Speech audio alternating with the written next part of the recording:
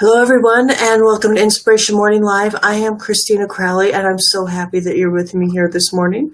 And I help those who are going after their passion. And, and going after your passion, there's always several different routes to get there. And sometimes going after your passion isn't the one thing that you do. It isn't the one thing that pays the bills. Sometimes it is, and for those of us who it is, we are darn lucky people.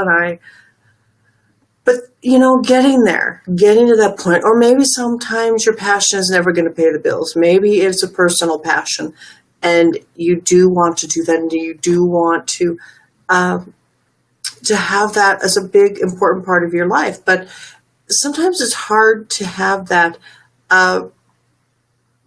right in your everydayness, because the part of your life, the kids, the job, other responsibilities sometimes take over, and we push that to the side. So I like to also call it purpose. Our passion can be our purpose.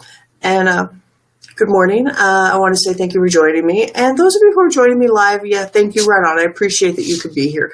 And I appreciate your thumbs up. I appreciate your hearts. I appreciate you sharing. So very much so. And those of you who see this on the replay, I want to thank you too. As I say, our schedules don't always meet up, but I appreciate your thumbs up, your hearts, your shares. It really makes my day. And, but talking about keeping your purpose on track. And, sometimes your purpose isn't your job. And for those of you who are, I want to say, wow. And, I do have part of my purpose as my job, and I'm so grateful for that. And but keeping your purpose on track. But there are higher purposes that we may have, and we may have many passions. I call myself a multi-passionate woman. And but keeping it on track isn't always the easiest thing to do. But there are a couple of tips I want to give that you may not have thought of to help you, for lack of a better word, muddle through it, to keep it at the forefront of your mind and to integrate it better in your life if you have trouble doing that. And even if you don't, these are some good tips that will help you with anything. And my first one is to use a mind map. There's several really good free mind maps out there. I use eDraw. I like eDraw. It took just a touch of getting used to doing it. But it's very flexible, and I really like it. And there's a lot of different cool things to make a great mind map. And there's a lot of other free ones out there that are even easier. But I like using a mind map. And for me, using a mind map lets me plot everything out. It lets me plot out maybe the course there, or maybe it lets me plot out the different parts of the project. Maybe, I've been making a course. Teresa and I have been going through making a course, and plotting out the different parts of the course using a mind map helped, but also plotting out what it was going to take to get there to finish the course. It was, there was two ways to go about it. A mind map lets me plot that out and see it. Now, I'm sure there are some of you who are saying, Chris, doesn't making a mind map take longer than just doing the project? And no, not always, because I can't always work on that. That is a labor of love. It is something I really enjoy to do. It's not paying the bills right now. For me, I have to do what pays the bills and go from there. And that's not it. So in building out that mind map, I was able to plot out exactly what the pages were going to be, what was going to be also done with the content, but also what I was going to have to learn to get it done. For me, it was two very different sides. And I'm a visual person, but I'm also a person who I like to listen, to hear and see, and then do. I kind of like to do it all, and then it's part of me. Then once I've gotten it done, it's part of me. Doing things the first time is always the hardest. And that is also why there's some resistance around using a mind map for some people, is because you haven't done it before. And there's also the resistance of the goal that you want to attain, the living of your purpose, the keeping on track with your purpose of your life. Using a mind map may trigger some of that resistance. And I think a mind map is visually the best way to see things.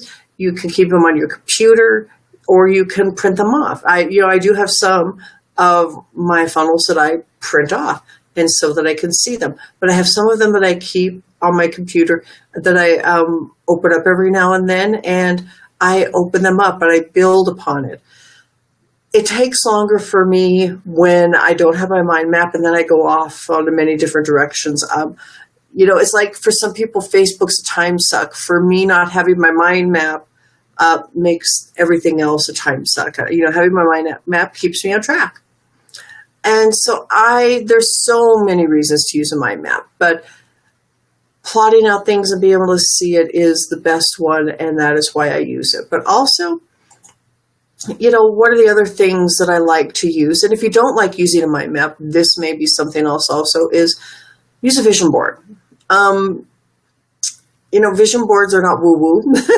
They are a really useful tool, and I like vision boards. And my clients, I have them doing vision boards because I want them to visually see, to put out what it is they want. If you could put your purpose on a vision board, say your purpose is to save dogs. Maybe you put pictures of different kinds of dogs, the type of way you would like to save them, the places you would like to be able to see those dogs that you save go. I have a friend who saves dogs, and he takes them to the beach. That's the first thing he does with them when he saves the dogs. Maybe you would have a picture of you on the beach. Maybe your purpose is knitting caps for infants. Well, then maybe you have different types of pictures, that support that. Maybe you want to be a speaker. Having a picture of you on stage, having a picture that represents you on stage. Hello, good morning. I want to say thank you for joining me. Building a vision board is an important thing. Now, I like to build my vision boards on Canvas. I go to Michael's or somewhere and get a, $1, $2 canvas. Sometimes they're small, sometimes they're not. They don't have to be big. And I have 2 of them that when I get out of bed every morning, I look up and I see them. And I also have one that that's come true, that's come true, that has happened. Those types of goals, can come true with the vision board. It keeps you on track to your purpose. For me, my purpose when I made one of those vision boards was just to feel healthy again. It was after my accident. It was probably 2002 or 3 when I made it. It was just to feel complete. And I put pictures on my vision board of what that looked like to me, what that felt like to me. And I look up and I realized that all of those emotions that I caught on there visually had in some ways come true. And even with all the changes that have happened, they have come true. And so vision boards, I think they our mind is very powerful. It is very powerful. And I love John Assaraf. And the first time I saw him speak in person, I didn't know who he was. My sister was like, "Oh, he's here. I can't believe it," because we were in Las Vegas at a conference. And I was like, I didn't know who he was. But after I saw him, I was an absolute convert. And he does like to study the brain and the power of the brain and what our brain can do for us. And vision boards play to the power of our brain. So I've used them since then, and I will always use them because it keeps, I think we always need a goal, no matter what we do or what we've accomplished in life. I think that we need to find work that is joy for us. And I have always said that work should be joy. Sometimes it's not, but sometimes we need to find the joy in our work. I've had some crappy jobs. And one of the most recent jobs that I had that was crappy, I had to find some joy in it. I was genuinely helping people. And that is the part that made me feel good. That was the part that made me feel like I could continue and doing that job. Now, it wasn't my TV job. I loved my TV job. And also in that way, I was helping people. There were certain shows in there that I knew that if my parents were alive, or they would love those shows. I knew that their friends would probably love those shows. I knew that people, there was a certain demographic that really enjoyed that. So that made me happy. Plus, I also liked that stuff too. Alrighty. So, you know, keeping your purpose on track isn't always going to be easy.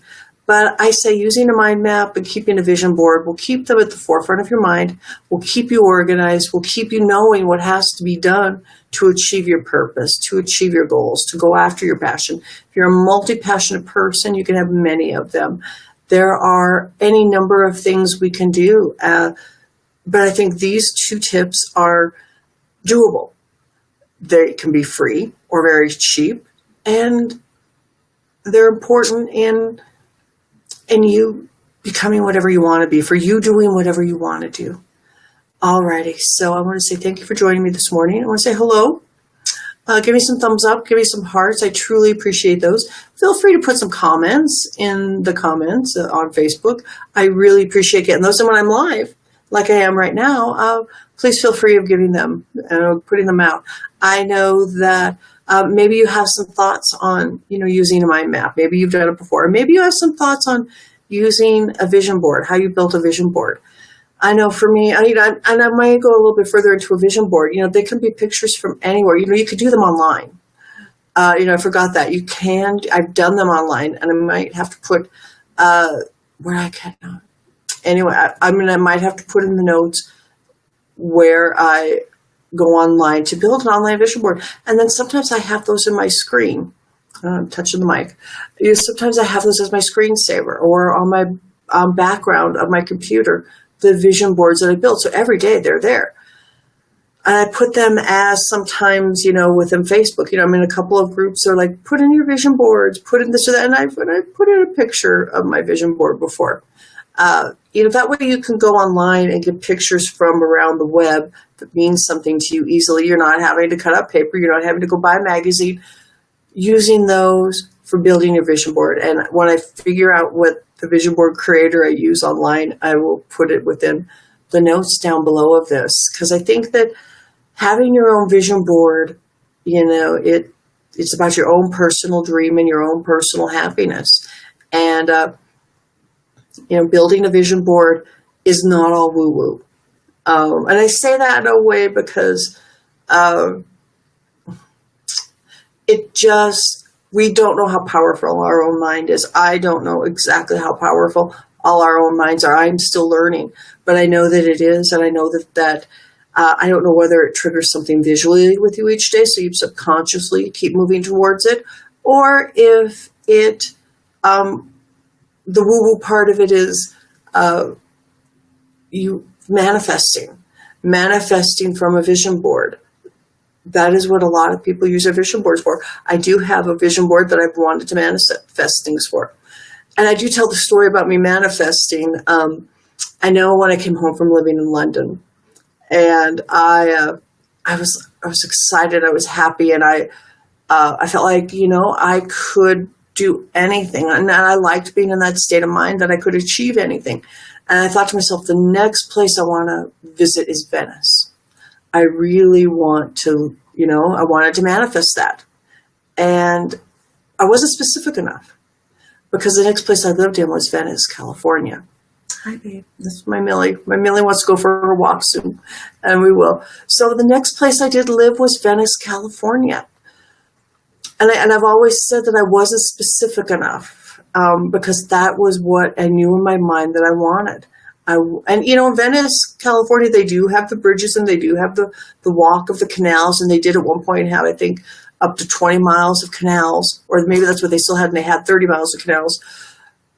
But the point being, we do not know how powerful our mind is. Now, did my mind manifest that for me? Or was that just the next logical progression in my life? I don't know. But in building a vision board, I would have been a little more specific. I would have been in Venice, Italy. I haven't been to Venice, Italy yet, but I intend to. But using a mind map keeps me on track. Using a mind map lets me know what I have to do for the day.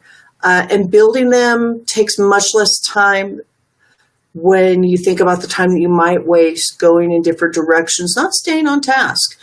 Building a mind map can also help keep you on task. Alrighty, whoops. She's knocking over stuff in the office. I want to say thank you for joining me today. give me some hearts, give me some thumbs up. I really appreciate those. And if you have anything else that you would like to talk about, if you like something you'd like me to talk about, please feel free to put them in the comments. I love the comments that you give. I love the hearts, the thumbs up. It lets me know that you like what I'm doing and where I'm going with this. I appreciate them. And if you feel that it's been helpful, please share it with your friends. And I do appreciate that too. And if you're using a mind map, please let me know, how has it worked for you? Do you like using them? Did you have to get used to using any kind of software? Or you can make them on paper. You can just manually write them out. Did you know what a mind map was before you just started using it? And how did it help you? And in building a vision board, how did building a vision board help you? Did it keep you on track? Did it keep it in your mind's eye? Did what you wanted come true on your vision board? And on your vision board doesn't need to be realistic. Because what we put on ourselves is realistic. We may be more than powerful enough. We may be more than magnificent enough to manifest. I do believe we manifest what we want. We create what we want. We just need to put it out there to the universe and say, this is what I want to create. And remember my story about Venice. Venice, California. So I want to say thank you for joining me today. And I really do appreciate it when you join me here. And I look forward to seeing you on my next Facebook Live. Alrighty. Millie and I are going for a walk. Ta-ta for now.